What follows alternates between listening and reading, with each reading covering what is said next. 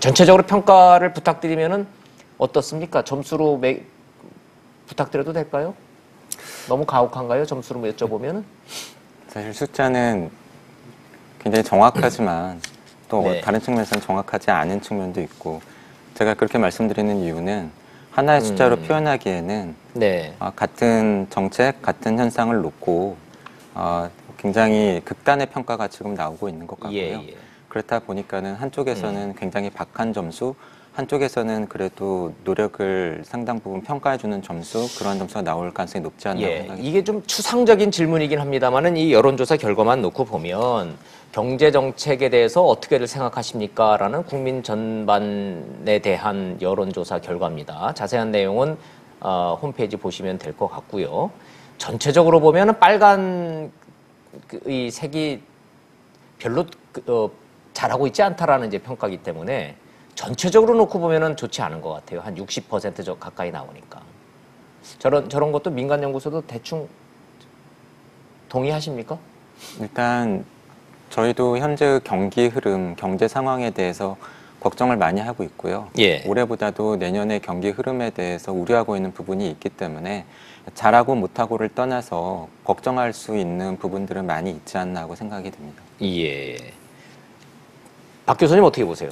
네, 저 평가 너무 혹독합니까? 아니면 네, 저게 일반 국민들이 예. 느끼고 있는 평가가 반영됐다라고 생각이 들고요. 막연하지만 그냥 네. 인식들을 저렇게 갖고 있다. 네, 대통령 지지도하고도 연관돼 있는 내용이고요. 그렇죠. 지지도가 떨어지는 이유 중에 하나를 경제라고 많이 보고 있고요. 예. 일반 국민들이 저렇게 느끼고 있다는 것 자체는 일단 받아들이고 왜 그러면 저런 인식들이 있는가?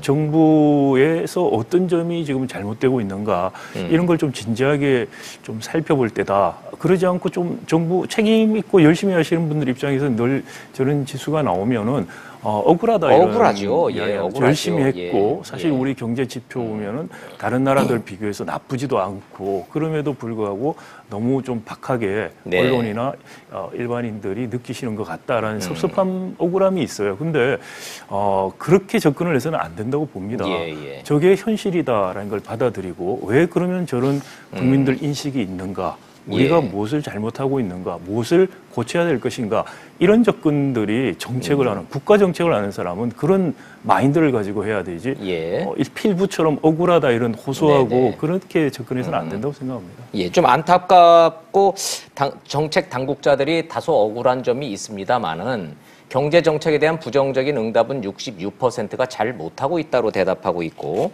국민 10명 가운데 5명은 한국 경제는 현재 위기 상황이다. 이런 대답을 좀 하고 있다는 전제 아래 그럼 문재인 정부가 했던 정책에 대한 구체적인 내용 좀 정청철 평론가한테 좀 여쭤보도록 하겠습니다. 네.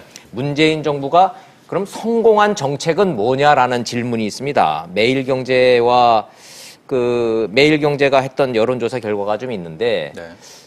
어떻게 보세요? 아유, 좀 읽어드리기가 좀 그러네요. 네, 성공한 정책이 없다라고 대답한 분들이 제일 많아요, 의외로. 40%고요.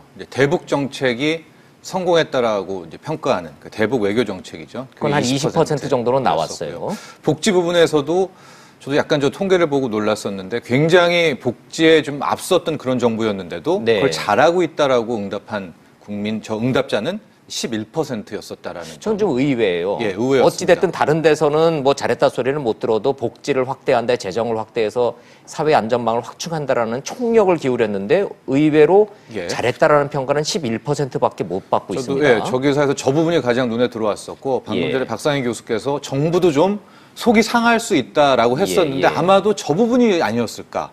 복지 정부를 추구하면서 그 어느 때보다 복지 예산도 컸었는데 응답자 한 11%만 그게 잘하고 있어 라고 답한 부분은 실은 정부가 물론 속이 상하겠지만 국민들에게 한 걸음 더 들어가야 될 부분이 아니겠느냐라는 것이었었고요. 가장 트렌드 마크로 밀었던 소득 주도 성장 같은 경우에도 잘한다고 응답한 이 비율이 7%, 그러니까 채 10%가 안 됐다라는 점.